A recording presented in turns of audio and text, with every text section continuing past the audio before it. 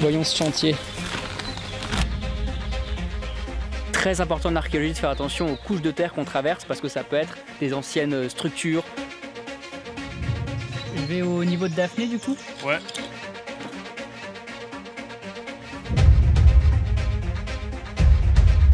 Là juste derrière moi, Daphné vient de trouver dans le niveau qu'on est en train de descendre un tesson.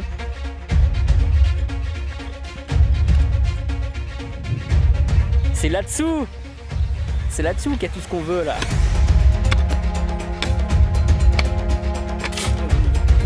Une découverte en live!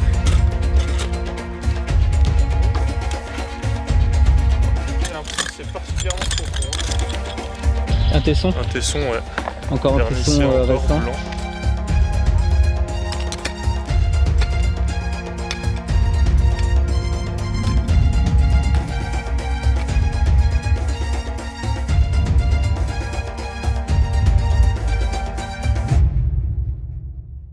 Au mois de juin dernier, on a fouillé un site archéologique totalement inédit et méconnu. Et aujourd'hui, 9 mois plus tard, les résultats tant attendus des datations radiocarbone sont enfin arrivés. On peut le dire officiellement, hein, on a résolu un mystère archéologique. On sait désormais de quand datent les vestiges qu'on a découverts, et surtout, on sait à quoi ça ressemblait à l'époque.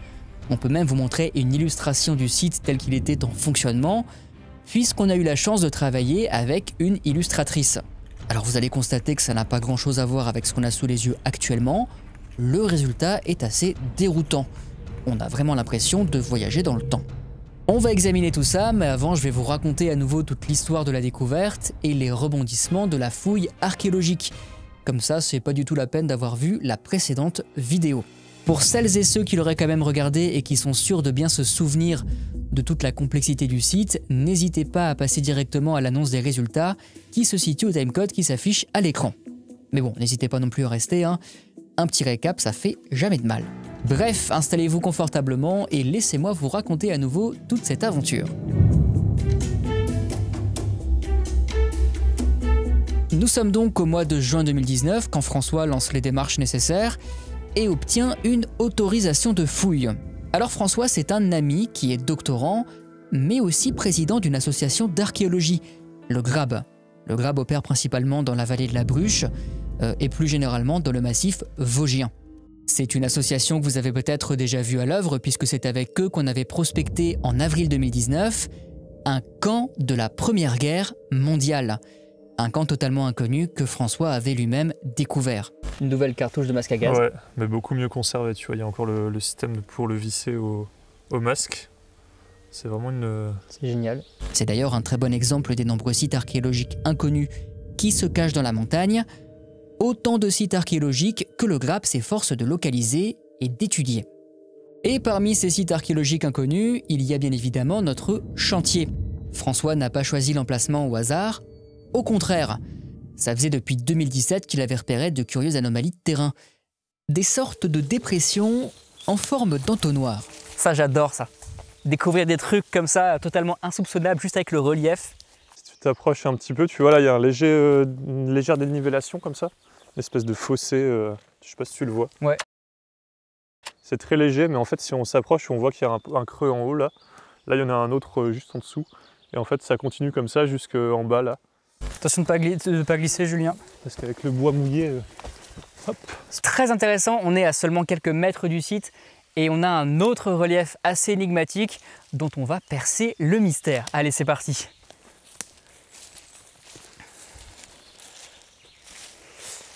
Ah, il est pas mal celui-ci. Ouais. Hein. Donc c'est exactement la même chose qu'on a vu avant, mais en beaucoup plus frais. Ces cuvettes, c'est en fait tout ce qui reste d'anciens puits. Et plus précisément, des puits de mine. Ça s'est effondré, donc c'est totalement... La forme n'est pas conservée, mais là, il y avait un puits qu'ils ont creusé pour atteindre le minerai.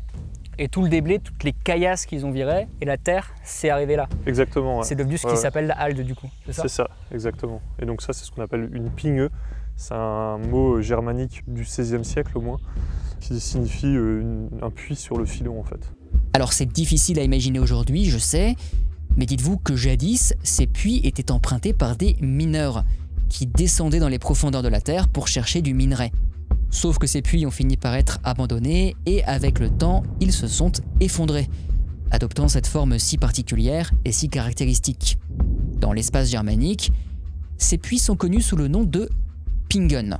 Je sais pas si ça rend bien à la caméra, mais on voit particulièrement bien qu'il y a un alignement de gros trous dans le terrain, qui sont ces anciens puits en fait, qui servaient à accéder aux galeries souterraines et à extraire le minerai. C'est fou, c'est fou.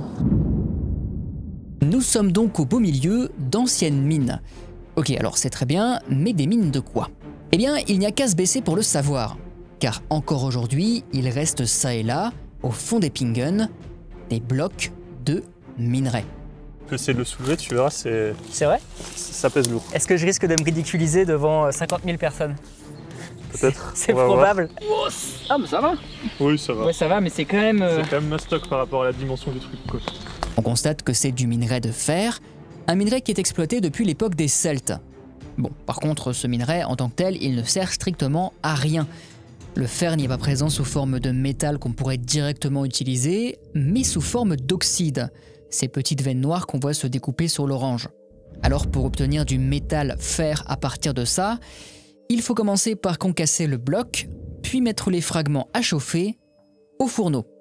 À l'intérieur du fourneau, une transformation physico-chimique très intéressante va se produire, une transformation qu'on appelle la réduction.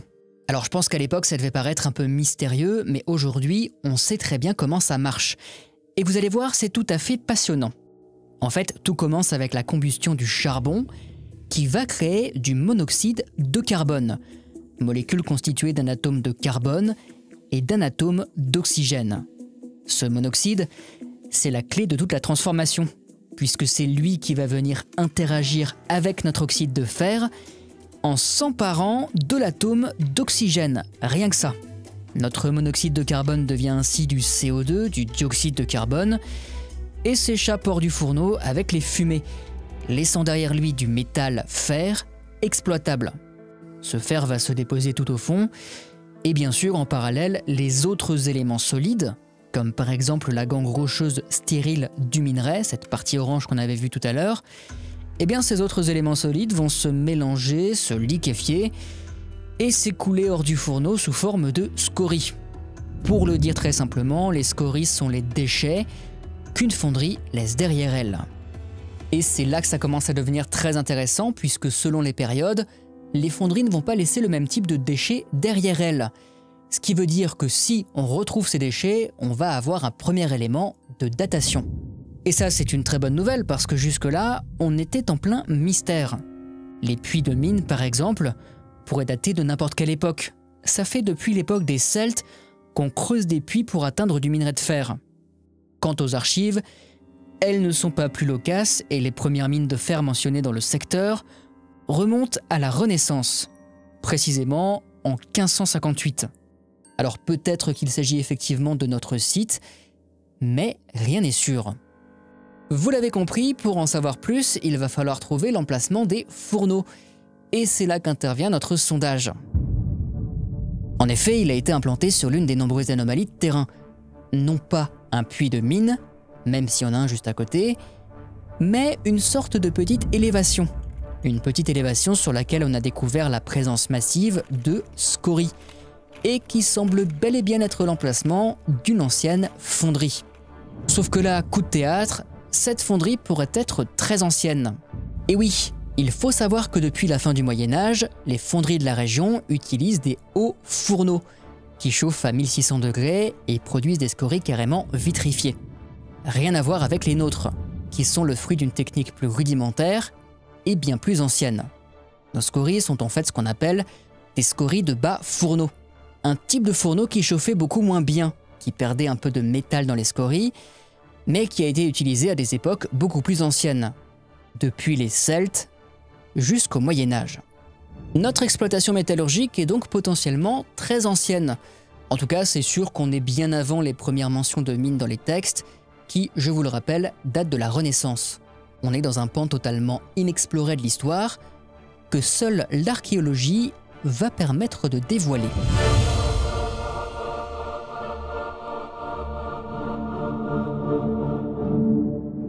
Alors c'est très bien, notre site est plus ancien que la fin du Moyen-Âge, mais ça reste assez vague. François et les bénévoles du GRAB commencent donc les fouilles en espérant trouver de quoi lever le mystère.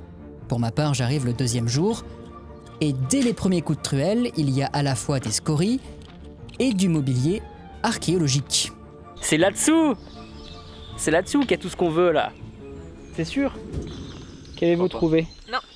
Alors c'était un tesson, il est très laid parce qu'il est vernissé, mais c'est pas ce qu'on veut. Et pourquoi est-ce que c'est pas ce qu'on veut?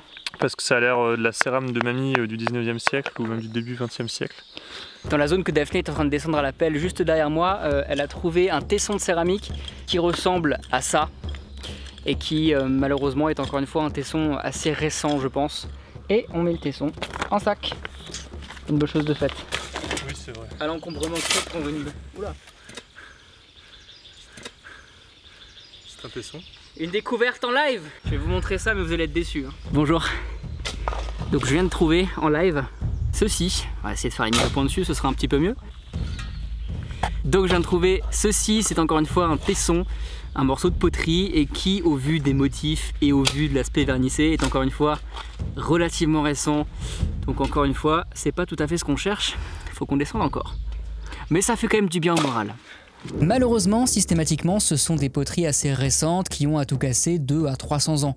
C'est les poteries qu'on appelle entre nous des céramiques à mémé, pour vous dire. Donc ce n'est pas du tout ce qu'on cherche et c'est un peu inquiétant. Mais cela dit, on continue à creuser et heureusement puisqu'on arrive bientôt dans une nouvelle couche.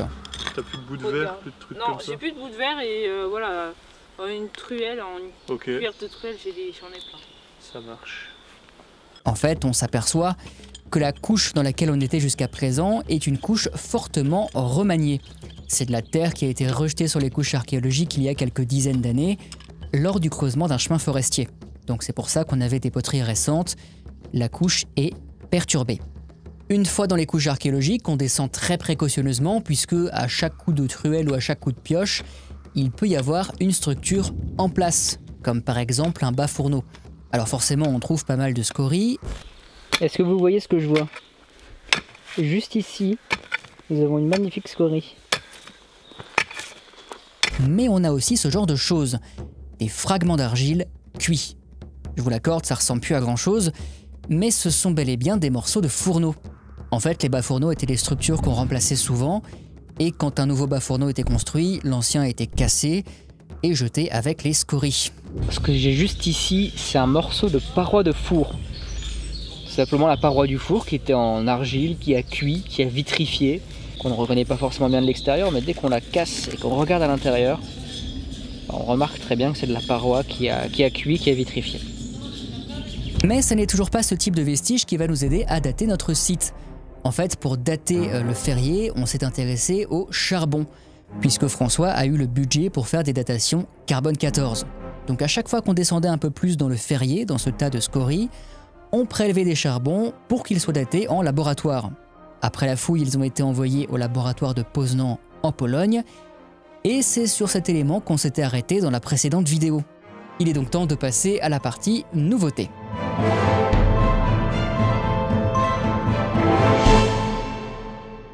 Après le tournage de mon épisode sur le terrain, j'ai quitté le chantier, mais les fouilles ont continué sur 2-3 jours avec les bénévoles. Et ces 2-3 jours ont été l'occasion d'une grosse découverte. Alors, j'en parle pas du tout dans la précédente vidéo et ça vaut le coup d'en toucher un mot. Il faut savoir que le but du sondage était d'atteindre le sol naturel, sous les couches de scories. Cela afin d'estimer d'une part l'ampleur du Ferrier, mais aussi pour vérifier s'il n'y avait pas éventuellement des structures en place, comme par exemple un bas fourneau tout au fond. Alors malheureusement pas de bas fourneau à l'horizon, mais des vestiges tout aussi énigmatiques. Ça, des pierres qui présentent des marques étranges. Il y en a 4 au total, et toutes ont été martelées encore et encore, jusqu'à usure complète. Vous l'aurez peut-être compris avec cette présentation, ce sont bien des pierres qui ont servi d'enclume, et plus précisément des enclumes qui ont servi à concasser le minerai. On retrouve des enclumes similaires en pierre sur d'autres sites archéologiques alsaciens liés à la métallurgie, notamment des sites de l'époque celtique. D'ailleurs, c'est assez étrange, mais parfois, on les a importés spécialement sur des dizaines de kilomètres pour servir d'enclume. Alors il est probable que ce soit le cas pour nos 4 enclumes du site, puisque effectivement la pierre n'a pas l'air locale. Mais pour en être certain, il faudrait l'étude d'un spécialiste, et à l'heure actuelle, cette étude n'a pas encore été menée. Donc attention, ça reste une hypothèse. En tout cas, ce qu'on peut affirmer avec certitude, c'est qu'il y a eu une intense activité de concassage de minerais. Et comme les enclumes ont été retrouvées sous le tas de scories, on peut affirmer que cette activité de concassage a eu lieu avant que ne fonctionnent les bas fourneaux. Donc peut-être que les mineurs ont d'abord fait de gros stocks de minerais avant de lancer leur fonderie. C'est assez intéressant puisqu'on aurait pu imaginer au premier abord que tout a fonctionné en même temps dans une sorte de cycle. Mais laissons ça de côté et passons aux datations.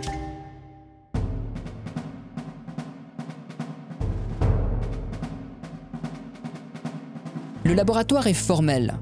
La fourchette de datation est comprise entre 1020 et 1155. Notre site a donc fonctionné en plein Moyen-Âge, quelque part entre la fin du XIe et le début du XIIe siècle, au moins 400 ans avant les premières mines mentionnées dans les textes. Alors ça peut paraître ridicule comme écart, mais en réalité pas tant que ça. Il y a autant de temps qui sépare les premières mines des textes de notre site qu'il y a de temps qui nous sépare, nous, du règne de Louis XIV. Ça confirme bien en tout cas que le site nous emmène dans une page totalement vierge de l'histoire, que seule l'archéologie sera capable d'écrire. D'ailleurs, au vu de la période, François a déjà quelques scénarios. En admettant que le site soit plutôt daté du XIIe siècle, donc vers la fin de la fourchette, il coïncide avec l'arrivée d'un nouveau seigneur, qui prend possession du fief. Ce seigneur pourrait donc être à l'origine de l'exploitation. Par contre, si le site s'avérait plus ancien, donc plutôt du début de la fourchette, ce pourrait être des moines qui en seraient à l'origine, comme c'est souvent le cas ailleurs. En effet, il était assez courant que des monastères supervisent des exploitations minières, et dans notre secteur, un prieuré est mentionné depuis le IXe siècle. Outre ces pistes, ce pourrait être aussi une exploitation impériale, puisque je vous le rappelle, l'Alsace appartenait à l'époque au Saint-Empire romain germanique, voire tout simplement une exploitation clandestine, qui n'était même pas déclarée aux autorités. Ce genre de filouterie pouvait être assez courante puisque ça permettait de ne pas avoir à partager le gâteau. Comme quoi, il y a des choses qui ne changent pas.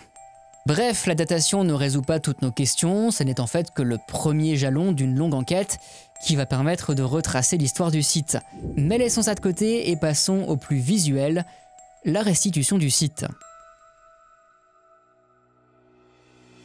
Si je suis en mesure aujourd'hui de vous montrer à quoi ressemblait le site à l'époque, c'est grâce à une amie archéologue qui s'appelle Lou, qui fait des dessins absolument superbes. D'ailleurs, n'hésitez pas à checker son Instagram, ça vaut le détour. Et qui a passé en tout cas plusieurs jours à nous concocter une image du site. Une image du site tel qu'il était au Moyen-Âge.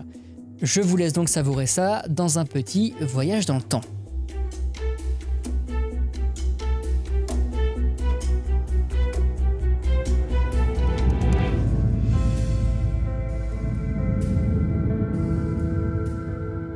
Voilà donc à quoi pouvait ressembler notre fonderie autour des 11e et 12e siècles.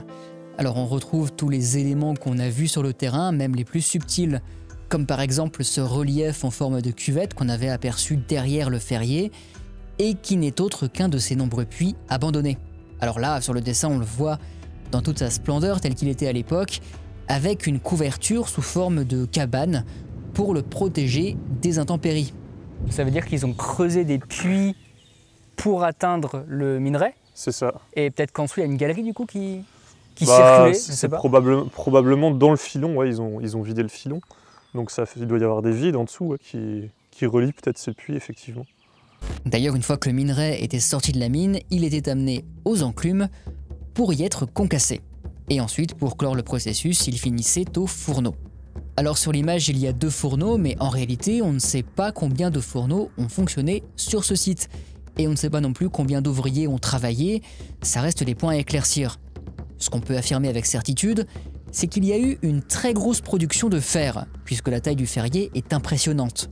Mais cette production de fer a pu prendre diverses formes. Il est possible qu'elle se soit étalée sur des dizaines d'années, et que dans ce cas-là, on ait pu avoir une petite équipe avec un seul fourneau, mais il est aussi possible que cette intense production de fer se soit concentrée sur seulement 3, 4, 5 ans, auquel cas on avait nécessairement de grosses équipes et toute une batterie de fourneaux. En tout cas, ces questions restent à éclaircir, comme par exemple un autre point capital, le contexte. effet, il est légitime de se demander si notre exploitation était seule, ou si au contraire elle n'était qu'une exploitation parmi tant d'autres, avec toutes ces ping-guns qu'on a repérées dans le terrain. C'est une question d'autant plus intéressante qu'on a retrouvé un autre ferrier à seulement quelques dizaines de mètres en amont. Un ferrier qu'on a pu fouiller en 2018 et qu'on a pu dater au carbone 14 de la même fourchette de datation, c'est-à-dire entre 1020 et 1555. Ça ne veut pas dire que les deux fonderies ont fonctionné exactement en même temps, mais ça ouvre la porte à pas mal de possibilités. Par exemple, on peut imaginer que ces deux fonderies étaient concurrentes et qu'elles se sont livrées une bataille économique à seulement quelques dizaines de mètres de distance. Ou alors, si ça se trouve, elles étaient gérées par les mêmes exploitants. On ne sait pas. Il est même possible que ces deux fonderies se soient succédées dans le temps, puisqu'il est tout à fait possible que le groupe d'exploitants se soit d'abord concentré sur un premier puits de mine, en amont, avant de passer à un deuxième puits de mine une fois que le premier était épuisé. Ainsi, ils se seraient simplement déplacés en remontant leur fourneau là où il le fallait. Bref, autant de pistes qui restent possibles. Vous l'aurez compris, on est très content d'avoir les datations, c'est génial, mais ça n'est que le début de l'enquête, ça ne résout absolument pas toutes les questions, et à terme, cette enquête va pouvoir révéler un pan totalement méconnu de l'histoire locale. En tout cas, à l'heure actuelle, François travaille toujours inlassablement à l'étude du site, et il va s'attacher, grâce aux scories qu'on a patiemment triées et pesées, à estimer le volume du ferrier. Cela afin de déduire la production et même donner une idée du nombre d'ouvriers minimum. François va également étudier quel pourcentage de fer est resté prisonnier des scories, afin de voir à quel point les techniques étaient perfectionnées et éventuellement de comparer avec d'autres sites de la région. Reste également à creuser la question des enclumes, qui, je vous le rappelle, ont été retrouvés sous le tas de scories. Donc il est possible que les mineurs aient d'abord fait de gros stocks de minerais avant de procéder à la réduction. En tout cas, c'est autant de pistes qu'il va falloir creuser. Moralité, en résolvant un mystère archéologique, on a créé tout un tas d'autres mystères. Vive l'archéologie!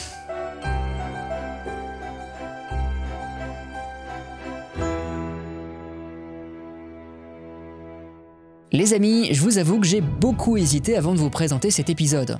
En fait, au départ, je voulais attendre encore un an ou deux, histoire d'avoir beaucoup plus de certitudes à vous présenter, beaucoup plus de faits avérés.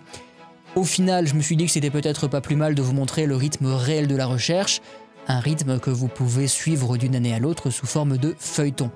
Alors n'hésitez pas à me dire ce que vous en avez pensé, je sais pas si ça vous a plu, ou si au contraire ça vous a frustré de ne pas avoir toutes les réponses d'un coup, donc n'hésitez pas à me donner votre avis, comme ça moi je m'adapte, et pour la suite, je peux éventuellement voir si j'attends plus longtemps avant de vous présenter plus de résultats, ou si ça vous plaît d'avoir au fur et à mesure les éléments distillés au rythme de la recherche. En parallèle, sachez que ce genre de vidéo, je peux tout à fait le refaire sur le camp de la Première Guerre mondiale qu'on avait prospecté en avril 2019, puisque là encore, toutes les questions n'ont pas été résolues, mais par contre, le mobilier archéologique qu'on a récolté lors de la prospection a été étudié. Donc les objets archéologiques ont été étudiés et on a quelques éléments en plus. Voilà, donc si ça vous intéresse, n'hésitez pas à me le faire savoir. Ou si vous préférez attendre, dites-le moi et on attendra quelques années histoire d'avoir plus de données. En attendant les amis, je vous remercie d'avoir regardé cette vidéo jusqu'ici, ça fait extrêmement plaisir. N'hésitez pas, si vous avez envie de me soutenir, à vous abonner à cette chaîne et à activer la cloche, ça référence la chaîne. Je rappelle également, comme d'habitude, que j'ai un compte Tipeee en description, c'est ce qui me permet dorénavant de vivre de mon activité et de financer à l'avenir les gros tournages. Donc si vous avez envie et si vous avez les moyens, il y a cette possibilité-là pour me soutenir, n'hésitez pas. Allez, sur ce, je vous fais des gros poutous, je vous dis à très bientôt pour de nouvelles aventures. C'était Thomas, ciao! Et ça, par exemple, au début, on s'est dit, mais c'est que ce truc, ça ressemble à un fer à cheval, mais c'est vraiment tout petit. Donc on se demandait qu'est-ce que ça pouvait être. Un fer à poney. Ouais, exactement. Et en fait, c'est tout simplement un fer de godasse, parce que les soldats de la Première Guerre, parce que ce sont des fers de godasse de soldats de la Première Guerre mondiale.